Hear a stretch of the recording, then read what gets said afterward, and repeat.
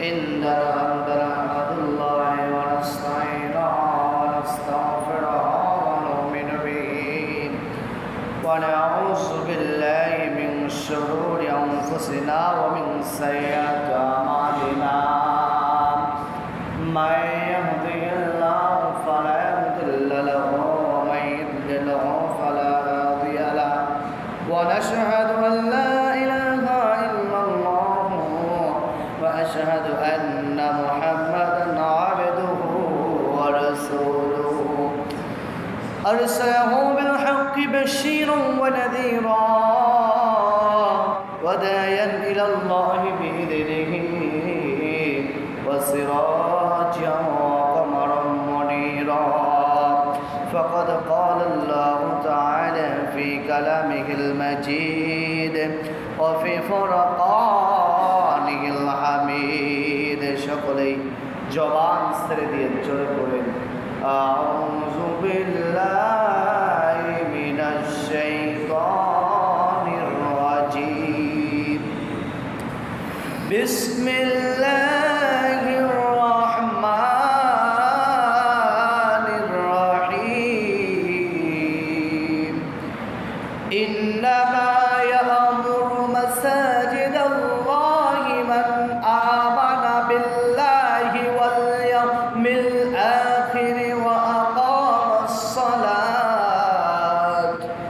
وأقام الصلاة وآتى الزكاة ولم يخش إلا الله فعسى أولئك أن يكونوا من المهتدين وقال رسول الله صلى الله عليه وسلم أكثروا ذكر هذه من لجات الموت وقال تعالى الحمد لله সমস্ত প্রশংসা সেই মহান আলিশানের দরবারে লাখ শুকর সুজুদ যুদুদ যে আল্লাহ সুবহানাহু ওয়া তাআলা আমাকে আপনাকে ভালোবেসে মাফ করে দয়া করে দীর্ঘ একটি সপ্তাহের পর আবার তার ঘরে আসবার বসবার পবিত্র জুমার 2 রাকাত ফরজিয়াত নামাজ আদায় করার সুযোগ করে দিল এর জন্য সেই মালিকের দরবারে লাখ শুকর সকলে বলে আলহামদুলিল্লাহ আরেকটু শুকরিয়া আদায় করে সেই মহান মালিকের যেই মালিক আমাকে আপনাকে গ্রাম থেকে যাচাই করে বাছাই করেন অসুস্থতার সুস্থতা রেখে তার ঘরে আসে বসবার সুযোগ করে দিল এর জন্য সেই মালিকের দরবারে আরেকটি বার শুকরিয়া আদায় করে সকলে বলে আলহামদুলিল্লাহ একান্ত আপন জনের আমার সময় একেবারে কম আজকে আলোচনা পয়েন্ট মসজিদ মাদ্রাসা শিক্ষা প্রতিষ্ঠান রাজনীতিক থেকে সমস্ত কিছু করতে গেলে একজন মানুষের 5টা গুণ থাকতে হবে কয়টা গুণ বলেন মসজিদের সভাপতি দায়িত্ব পালন করতে গেলে 5টা গুণ থাকতে হবে প্রধানমন্ত্রী দায়িত্ব পালন করতে গেলে তার 5টা গুণ থাকতে হবে যদি ওই 5টা গুণ যদি প্রধানমন্ত্রীর না থাকে সভাপতির না থাকে সেক্রেটারির না থাকে ক্যাশিয়ারের না থাকে ওদের কোনো পদ দেওয়া যাবে না যাবে না যাবে না এই কথাটা ভাই আমার না কথা আল্লাহর কুরআন বলতেছে সূরা তাওবা 18 নম্বর আয়াত তাফসীর আপনারা করে দেখবেন সূরা তাওবা 18 নম্বর আয়াত একান্ত আপন জনের আবার তা আসল মূল আলোচনায় ফিরে যায় আল্লাহ রাব্বুল আলামিন বলেন ইন্নামা ইয়ামুরু নিশ্চয় মাসাজিদাল্লাহ নিশ্চয় যারা আমার ঘর রক্ষণাবেক্ষণ করবে এখান থেকে আমরা বুঝে গেছি এখান থেকে তাফসীরকে আমরা গবেষণা করে দেখছেন শুধু মসজিদের দায়িত্বই না শুধু মসজিদের দায়িত্বই না আর মসজিদের দায়িত্ব পালন করবে কারা যারা এলাকার মেম্বার এলাকার চেয়ারম্যান এলাকার এমপি এরাই হলো মসজিদের দায়িত্ব পালন করবে একান্ত আপন জনের আমার আমি অনেক জায়গায় এই যে আপনার অনুষ্ঠানে বলি যে ভাই ভাড়াইতে মূল্যায় নিয়ে আসে কোনো লাভ নাই আপনার বাপের তো আপনি নিজেই করবেন তা আমি এটাই আপনাদের বলতে চাই আসলে আমাদের সমাজে দেখা যায় এমপি পদে যারা দাঁড়ায় মেম্বার চেয়ারম্যান যারা হয় এদের আল্লাহর কসম করে বলতেছে আমি নামাজ পড়া যোগ্য নাই আছে না নাই কথা বলবেন আছে না নাই এমন নেতা আমাদের কুষ্টিয়া জেলা কুমারখালীতে নাই, অহর অহর অহর করতেছে। দেখান তা আপন জন্য আমার, তাই আমি আপনাদের বলতে চাই, যে নেতাই মারেন না কেন তার ভিতরে 5টা গুণ থাকতে হবে। কয়টা গুণ? মসজিদের সভাপতি যেমন 5টা গুণ থাকতে হবে, তদ্রুপ অনুযায়ী নেতাকেও 5টা গুণ থাকতে হবে। তা আসুন সে 5টা গুণ কি আমরা জেনে নেই। একান্ত আপন জন্য আমার আল্লাহ বলে, ইন্নামা ইয়ামুরু মাসাজিদাল্লাহি মান আমানা বিল্লাহ, যারা আমার ঘর রক্ষণাবেক্ষণ করবে তাদের ভিতর 5টা গুণ থাকতে হবে। কয়টা গুণ?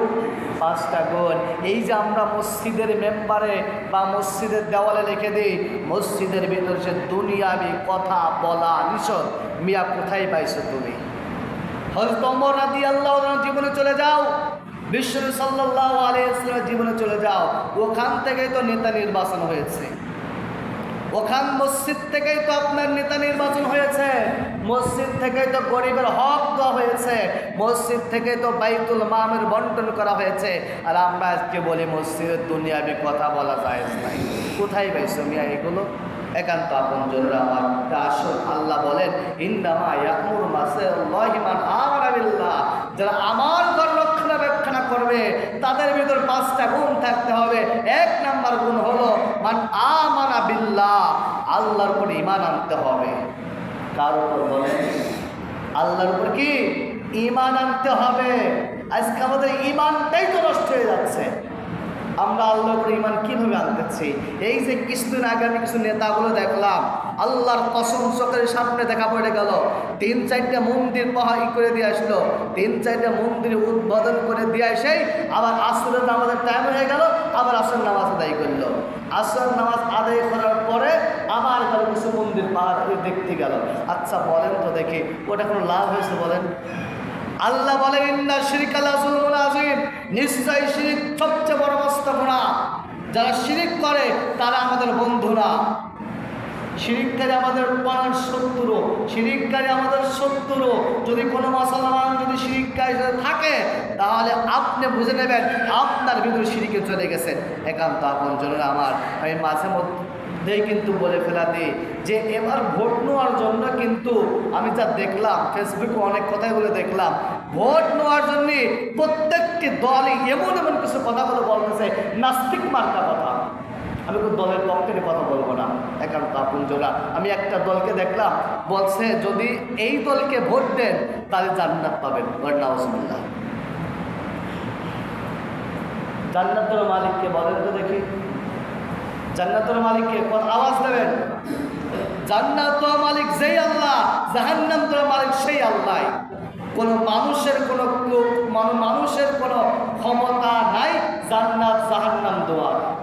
একান্ত আপন জরুরি আমার, আল্লাহ বলেন, ইন্নামা ইয়ামুরু মাসাজিদাল্লাহি মান আমানা বিল্লাহ। 1 নাম্বার ঈমান আনতে হবে আল্লাহর প্রতি। আজকে আমরা ঈমান আনতেছি মানুষের প্রতি। বাস্তব কথা আমি অবাস্তব বলতেছি। আজ আমরা মানুষের প্রতি ঈমান এনে ফেলতেছি, আমরা সিজদা করতে মানুষের পাই। একান্ত আপন জরুরি আমার, 1 নাম্বার ঈমান আনতে হবে আল্লাহর প্রতি। যদি আমি আপনি যে ঈমান যদি না আনতে পারি, নামাজ পড়ে কপাল ফাটাইয়া কপালে কালো দাগ বানিয়ে দিয়ে ওই আল্লাহর কসম করে করছি 1 ইঞ্চির পরিমাণ লাভ হবে না, হবে না, হবে না। কাল কিয়ামতের দিন আপনার নামাজ আপনার বিপক্ষে চলে যাবে, আপনার রোজা আপনার বিপক্ষে চলে যাবে। আপনি বলবেন যে আল্লাহ বলবেন, আল্লাহ এগুলো কি আমার মুখে টুকলা আসতেছে? যখন এই টুকলা আল্লাহকে বলবো, আল্লাহ আমার জবানটা একটু খুলে দাও। আল্লাহ রাব্বুল আলামিন ওই টুকলাটা যখন খুলে দেবে, খুলে দেওয়ার পরে তখন বলবে, আমি তোর সেই নামাজ, আমি তোর সেই নামাজ, চুরি করছিস, ডাকাতি করছিস, ঘুষ খাইতে চম্পের পা খাইছিস, খাইয়া আমার নামাজ পড়তে আইছিস, আমি তো সেই নামাজ আল্লাহর কাছে কবুল আমি হই নাই, আসমানে আমি তোর জমায় আসলাম, আজকে তোর মুখের পর মারলাম। একান্ত আপন জন্য আমার, তা আসল আমরা এত কষ্ট করে নামাজ যখন আসতেছি, আসলে প্রচণ্ড শীতের সময় কিন্তু ফজরের নামাজ পড়তে কিন্তু সবচেয়ে বেশি কষ্ট হয় না বলেন? আরামের ঘুম কিন্তু আরাম হয়ে যায়। আর এখানেই তো আল্লাহ রাসূল বলেন, আস-সালাতু খায়রুম মিনান নাওম, ঘুম থেকে নামাজ উত্তম। একান্ত আপন জনরা আমার, আজকে আমরা যারা ঘুম থেকে নামাজ উত্তম এইটা বলে আমরা স্লোগান দিয়ে আমরা যখন ঘুম থেকে চলে উঠে পড়ি, যদি ওই নামাজ যদি আমাদের কবুল না হয় তাহলে কি বলেন আমাদের কোনো লাভ আছে? কোনো লাভ আছে? কোনো কিন্তু লাভ নাই। তা আসুন 5টা গুণ থাকতে কয়টা গুণ? আলোচনা মনে রাখবেন, কয়টা গুণ? 5টা গুণ। আমি কিন্তু মাঝে মাঝে প্রশ্ন করে উঠবো, একান্ত আপনজনেরা আমার। 1 নাম্বার গুণ থাকতে হবে, আল্লাহর উপর ঈমান আনতে হবে। যদি আমি আপনি যে আল্লাহর উপর ঈমান যদি না আনি, ওই আল্লাহর কসম করে কাছে কোনো লাভ নাই, একদিন সিম্পল ঈমান করে লাভ নাই। তা আসুন সামনে আগাই। মান আমানা বিল্লাহ ওয়াল ইয়াউমিল আখির, আখিরাতটা আছে, এটার মধ্যে আমাদের ঈমান আনতে হবে। আল্লাহ রাসূল সাল্লাল্লাহু আলাইহি ওয়াসাল্লাম বলেন, আদ-দুনিয়া মাজদাতুল আখিরা, দুনিয়া হলো আখিরাতের ক্ষেত, দুনিয়া হলো আখিরাতের বাজার। এই যে আমি আপনি একটা প্রশ্ন করতে চাই মুসলমান, আপনার ভালো জানেন, এই যে আমরা যখন কুমারখালী যখন বাজারে যখন যাই, বাজারে যাওয়ার সময় বলেন তো, যদি দোকানদারকে যা বলে ভাই আমার 1 কেজি চাল দেন, 1 কেজি ডাল দেন, দোকানদার কিন্তু আমাদের চাউল ডাউল কিন্তু দেবে। দেওয়ার সময় বলবে যে ভাই আমি তো টাকা নিয়ে আসি নাই। কি আনি নাই বলেন? আমি তো টাকা নিয়ে আসি নাই, তো টাকা কয়দিন পরে দেবো। আচ্ছা বলেন তো, ওই দোকানদারকে আপনার কথা শুনবে? কখনোই কিন্তু শুনবে না। তে আল্লাহ রাসূল বলে, আদ-দুনিয়া মাজদাতুল আখিরা, দুনিয়া হলো আখিরাতের বাজার। দুনিয়া হলো কি? আখিরাতের বাজার। আপনি এই বাজারে এসে যেই কামাইগুলো করবেন, ওইখানে যে আপনি সেটার ফল পাবেন। যেমন কর্ম তেমন কি ফল। আপনি করবেন খারাপ কাজ, আল্লাহ আপনার খারাপ কাজের প্রতিদান দেবে। আপনি করেন ভালো কাজ, আল্লাহ আপনার ভালো কাজ করার মতন সওয়াব দিয়ে দেবে। তাই কিন্তু আপনজনের আমার, ওয়াল ইয়াউমিল আখিরাত, আখিরাত উপরে বিশ্বাস করতে হবে। আজকে আমরা মনে করি যে আখিরাত বলতে কোনো জিনিসই নেই। কি এটা আমরা মুসলমান মনে করি আখিরাত আছে, কিন্তু বেধর্মীর ভিতর জেনে দেখেন গা, ওরা বলে আখিরাত বলতে কোনো জিনিস নাই। আমরা হয়েছি এমনি হয়েছে, আমাদেরকে পুড়িয়ে দেয়, সারকার করে দেয়। কি এটাই তো বলে না? বলেন হয়তো মুসা আলাইহিস সালামের জামানায় আল্লাহর পয়গম্বর মুসা বলতেছিল, ইয়া রাসূল আল্লাহ গো, তুই মানুষকে জীবিত করবা কিভাবে? আমার তো বিশ্বাসই হচ্ছে না। আল্লাহ পাক বলেন, বলো মুসা তুমি এমন একটা প্রশ্ন করছো, আমি তোমার প্রশ্ন উত্তর আমি দিয়ে দিচ্ছি। তখন আল্লাহ বলল, মুসা তুমি কয়টা পাখি নিয়ে আসো। এই ওয়াজগুলো একদিন করেছিলাম, কয়দিনের পাখি নিয়ে আসো, এগুলো গোশ থেকে তুমি মিক্সার করে একটা পাখির নাম ধরে ডাকো, আর দেখবা সেই পাখি ওখান থেকে উঠে আসবে। তো একান্ত আপনজনেরা, কিয়ামত যে হবে, কিয়ামত যে সামনে আসে, এটা আমাদের প্রত্যেকটি মুসলমানেরকে ঈমান আনার দরকার আছে না নাই? আপনারাই বলেন, আছে তো ঈমান আনা? তো একান্ত আপনজনেরা, ওয়াল ইয়াউমিল আখিরাত, আখিরাতের প্রতি ঈমান আমাদের আনতে হবে। যদি আমরা ঈমান না নিয়ে আসি, যদি আমরা আখিরাতকে বিশ্বাস যদি না করে, আল্লাহর কোরআনের 6666টি আয়াতে কালিমা, যদি একটা কালিমা আপনি বিশ্বাস করলেন, কিন্তু আপনি একটা আয়াতকে অস্বীকার করলেন, আপনি কুফরি করে ফেলা দিলেন। কি করলেন বলেন?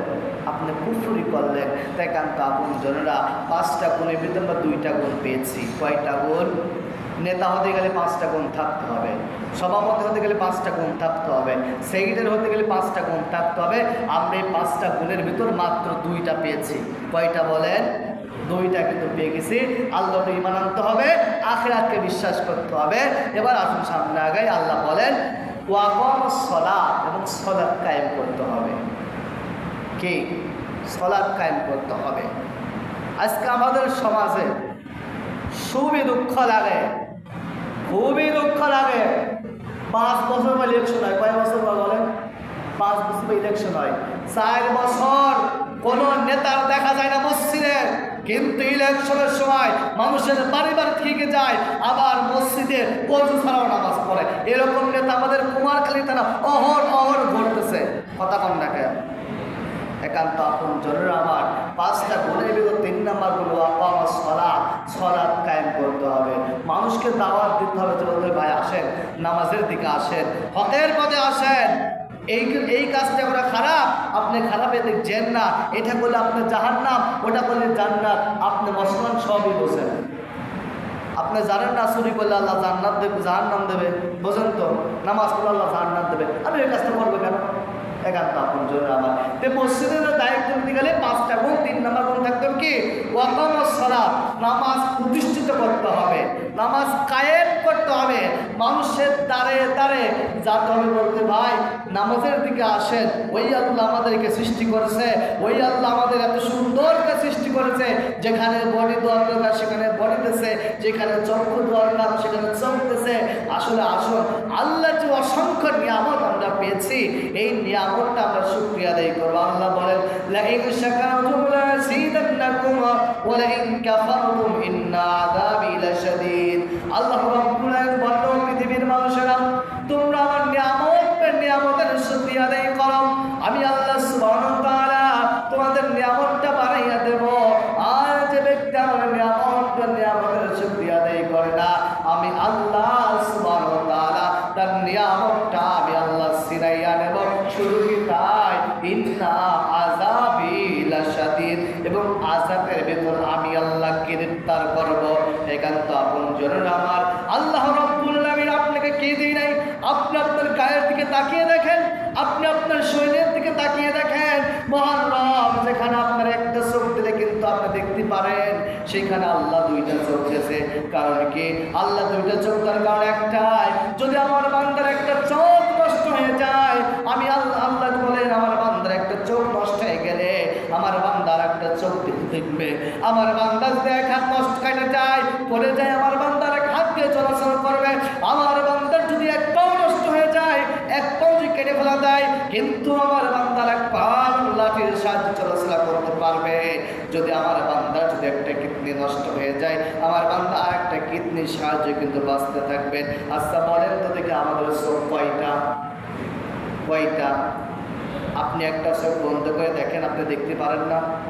যদি একটা চোখ না থাকে বন্ধ করে দেখেন, আপনি আপনার সমস্ত কিছুই দেখতে পারতেছেন।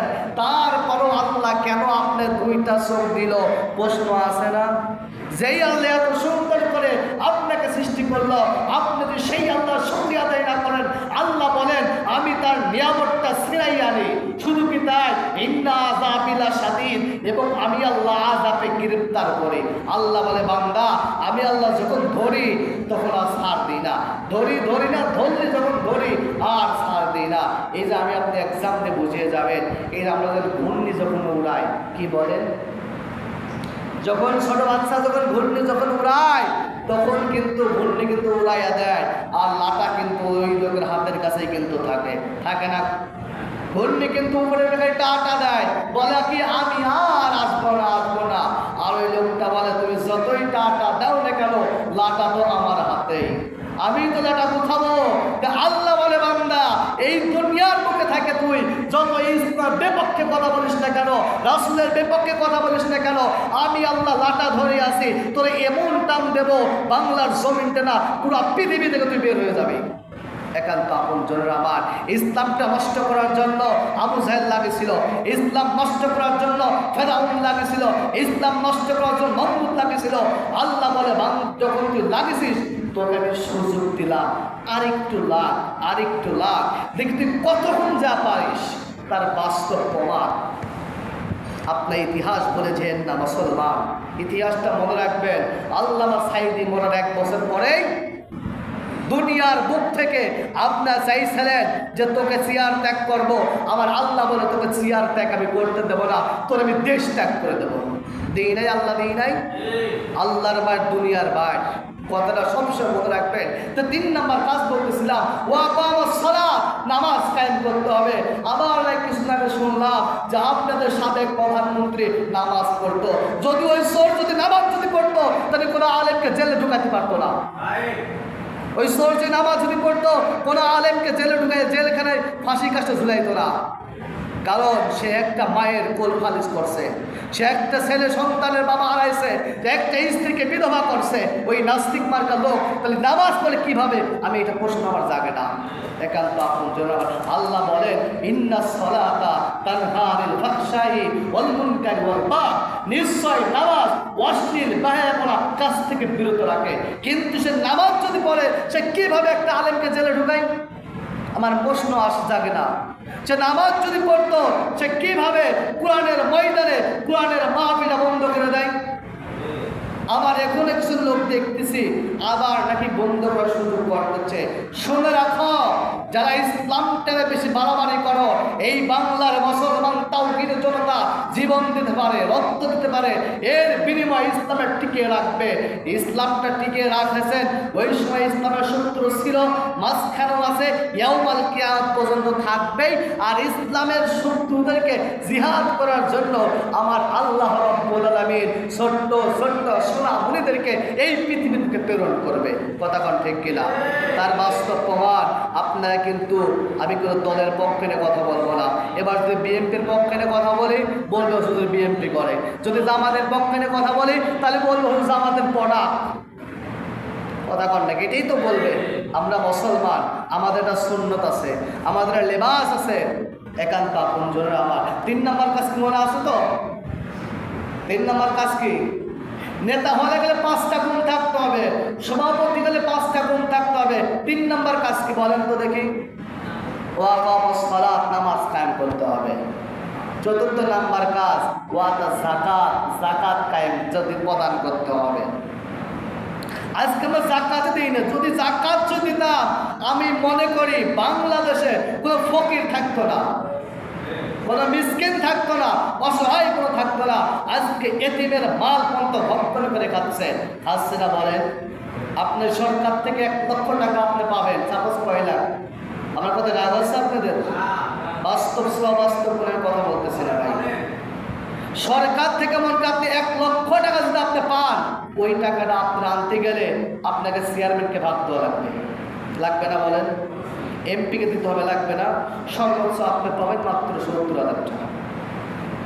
তার বাস্তব প্রমাণ, আমি গত কিছু আগে যে মসজিদে ছিলাম, গাছকাল দরবেশ পূজায় মসজিদে ছিলাম, ওইখানে সরকার থেকে মসজিদের ফাউন্ডে 2 লক্ষ টাকা দিল। কয় লাখ বলেন? 2 লাখ টাকা দিল।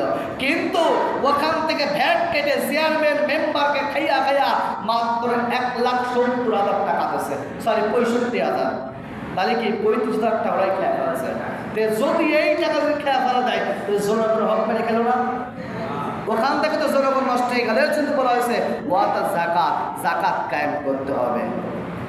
আমাদের সমাজে দেখবেন যারা নেতা হতে আসে, এরা কিন্তু বলে যে আমরা ভোট অনেক কিছু করে দেব। ওই আল্লাহর কসম করে বলছি, ভোটের পরে জীবনে কোনো খোঁজ পাওয়া যায় না। তার বাস্তবে নাম দেবো আপনাদের মেহেদি রুমি। সংসদ শুধু 2 বার ছিল। কয়বার? 4 বার দাঁড়াইছিল, 2 বার গোয়ারা হারেছে, 2 বার জিতেছে। 2 বার যেতে আমি বলতে চাই কসম করে, আমার জন্মের পরে কোনোদিন মেহেদি রুমির কুমারখালী পা দেওয়া দেখি নাই। আপনারা দেখছেন কি জানি না। তো এইরকম নেতা যদি আবার হয়, আমি বলতে চাই ইসলামটা নষ্ট হয়ে যাবে, কোরআনের ময়দান নষ্ট হয়ে যাবে। ওই নোয়াখালী শিবিরকে যে মারা মারছে ওরা, কারণটা কি? হক কথা বলার কারণে।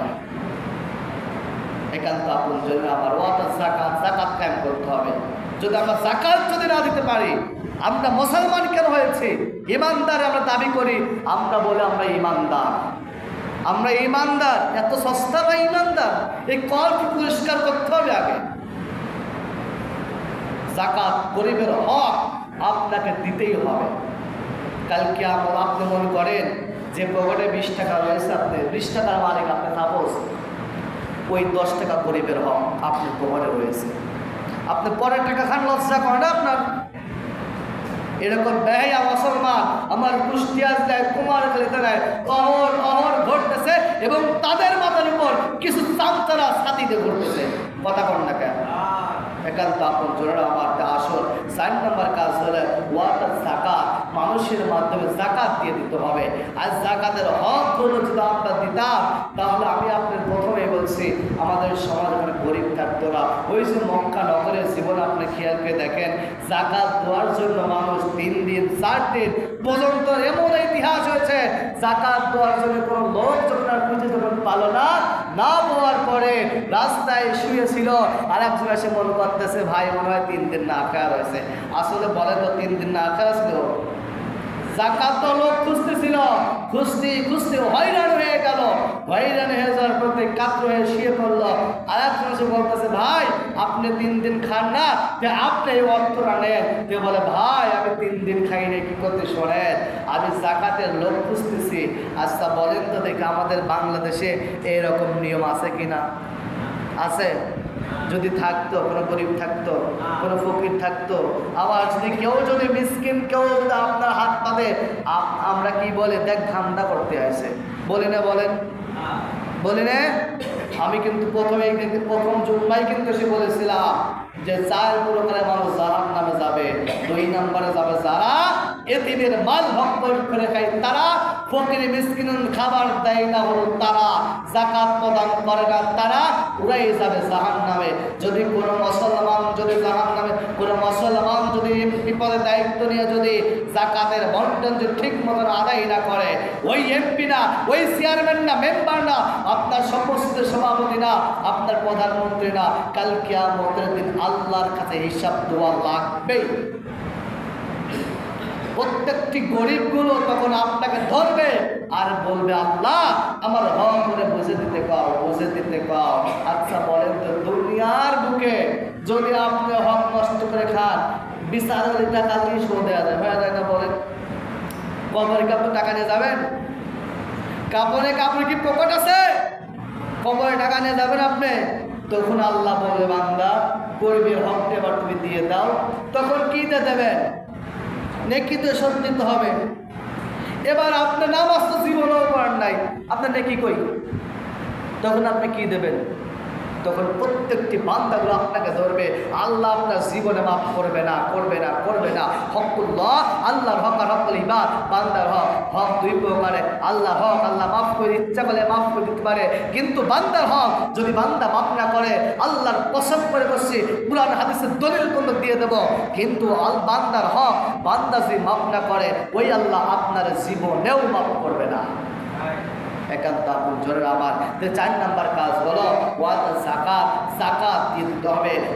5 নম্বর কাজ, ওয়ালাম ইয়াখশা ইল্লাল্লাহ, আল্লাহ ছাড়া কোনো নেতা, কোনো জনগণ, কোনো মানুষ থেকে ভয় পাওয়া যাবে না। যদি কেউ ভয় পায়, ওই নেতা হতে পারবে না। আপনারা জানেন, আমি একটা বক্তার নাম বলে যাচ্ছি, সাতক্ষীরার গৌরব আজিজুল্লাহ জিয়াদি সাহেব। আমি মনে আলোচনাতে দেখেছি কাপড় মতো নিয়ে আসছে, উনি কোনো ভয় পায় নাই, উনি কোনো কি ভয় পায় নাই। হক কথাগুলো বলে গেছে। আমাদের বাংলার জমিনে কিছু আলেম উলামাগুলো কোরআনের হক কথাগুলো বাঘের বাচ্চার মতন বলে গেছে, পুরো নেতা খেতাকে দেখে ডরায় নাই। কিন্তু আবার কিছু আলেম উলামাগুলো আছে, আরে ওদের সুবিধাবাদ কিছু আলেম আছে, এদের জন্য দেশটা নষ্ট হয়ে গেছে। আরো দেখান তো আপন জরুর আমার আল্লামা সাইদি রহমতুল্লাহ যখন জেলে যখন ছিল, বাংলাদেশের প্রধানমন্ত্রী অনেক কিছু শর্ত দিছিল। কি শর্ত জানেন? 1 নম্বর শর্ত দিল, সাইদি তোমাকে আমি জেল থেকে বের করে দেব, কিন্তু শর্ত আছে আমার। আল্লামা সাইদি বলেন, কি শর্ত বলেন, আমি একটু শুনি। আল্লাহর গোলামকে যখন এই কথা বলা হলো, তখন বাংলাদেশের প্রধানমন্ত্রী তখন বলছে, সাইদি তুমি আলোচনা করা বন্ধ করে দিবা। 1 নম্বর শর্ত, তুমি যদি আলোচনা করা বন্ধ করে দাও, হক কথা বলে যদি বন্ধ করে দাও, আমরা ঢাকার বুকে তোমার একটা বাড়ি করে দেবো। কি করে দেবো বলেন? বাড়ি করে দেবো। এরপরে বললো, তুমি হকের কথা বন্ধ করলে আমরা তোমার ঢাকার বুকে একটা গাড়ি করে দেবো। এরপরে যদি বন্ধ করে দাও, আমরা আবার সংসদ সদস্য নিয়ে আসবো। আল্লামা সাইদি বললেন, সরকার তোর মতন তোমাদের মতন কথা আমি সাইদি এইরকম টুকলা মেরে ফেলিয়ে দিলাম। ইমানদার এইগুলো করে, ইমানদার কোনো নেতা দেখে ডরায় না, কোনো পুলিশ দেখে ডরায় না। আজকে আমরা নেতা হয়ে গেলে, আরে আমরা আজকে বাইরে চান্স হয়ে থাকি। একান্ত আপন জনের আমার তেজ নয়, বলতে চাই, নেতা হতে গেলে 5টা গুণ থাকতে হবে। যেই নেতার ভিতর 5টা গুণ নাই, যদি ওই নেতাকে আপনি ভোট দেন, কাল কিয়ামতের দিন আপনার আমলনামায় গোমসরের হিসাব আসবে না? বলেন, ওই নেতার পিছনে আপনি যদি ভোট দেন, নারী নির্যাতনের কেসের মামলা আপনাকে আল্লাহর কাছে খাটতে হবে। ওই নেতাকে আপনি যদি ভোট দেন, আপনি গ্রামের অর্থ টাকা চুরি করে আপনার আমলনামায় গুনাহ চলে যাবে। কারণ কি? আপনি বলুন, আল্লাহ আমি তো জীবনেও তো নারী নির্যাতন করি নাই, আল্লাহ আমি তো কোনো ইফটিজিং করি নাই, আমার আমলনামায় গুনাহ কেন? তখন আল্লাহ বলবে, বান্দা ওই যে তুই অমক দলে সাপোর্ট করেছিলি, তোর নেতা তো গম ছিল, তোর নেতা তো নারী নির্যাতন করছে, তোর নেতা টাকা দিয়ে নারীকে ভক্ষণ করছে, তুই সেই নেতার লোক ছিলে, তোরে আজকে সেই গুনাহ আমি আল্লাহ দিয়ে দিলাম তোর আমলনামায়। তখন আপনি কি করবেন? তখন বলবেন, হায় হায় হায়, আজকে আমার কি হলো, ওই সময় কিন্তু আমাদেরকেও দোষ দিতে পারবেন না। যে আপনি বলবেন যে হুজুর, আল্লাহকে বলবেন আল্লাহ আমাদের মসজিদ ইমাম সাহেব তো কোনোদিনও বলি নাই, আমি কিন্তু আগে আপনি বলে যাচ্ছি, সতর্ক করে দিচ্ছি, 5টা গুণ দেখবেন। আমাদের যে কুমারখালী খুকসা 2 থানার এমপি ক্যাডার যারা দাঁড়িয়েছে বা দাঁড়াচ্ছে, আপনারা আল্লাহর কসম করে সবাইকে আপনারা চেনেন, কার ভিতর কি আছে সবাইকে আপনারা জানেন। আমি একটা নেতার নাম কব না, সবাইকে আপনারা চেনেন, কার ভিতর কি আছে কার ভিতর কি নাই এটা আপনারা জানেন। আল্লাহ আল্লাহ আপনাদের বোঝার শক্তিও দিয়ে দিচ্ছে। বোঝে না কারা? পশু পাখি বোঝে না, বোঝার শক্তি আল্লাহ আপনাকে দিয়েছে, আকল আপনাকে দিয়েছে, বিবেক আপনাকে দিয়েছে।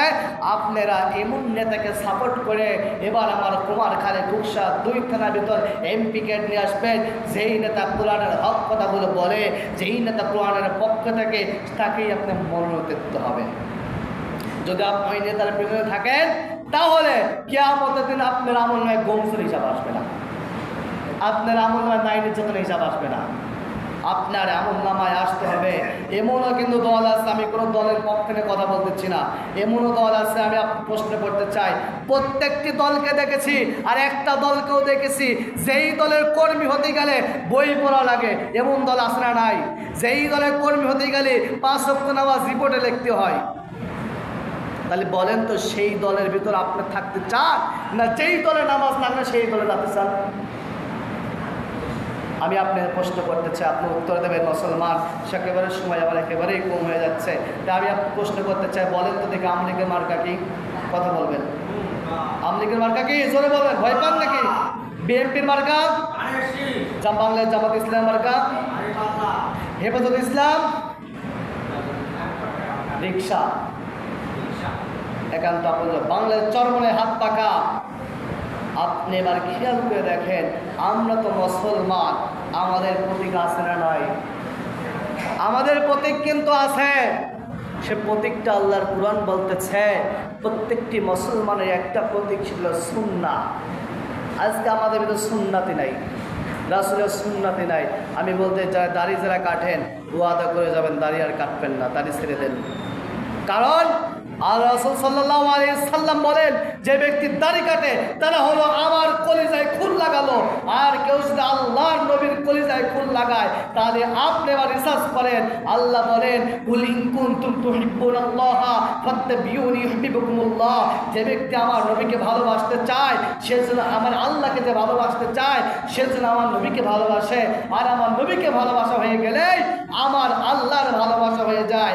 যদি নবীর ভালোবাসলে আল্লাহর যদি ভালোবাসা হয়ে যায়, তাহলে নবীকে কষ্ট দিলে আল্লাহর কষ্ট দেওয়া হয় কি হয় না? এবার আপনারাই বলেন।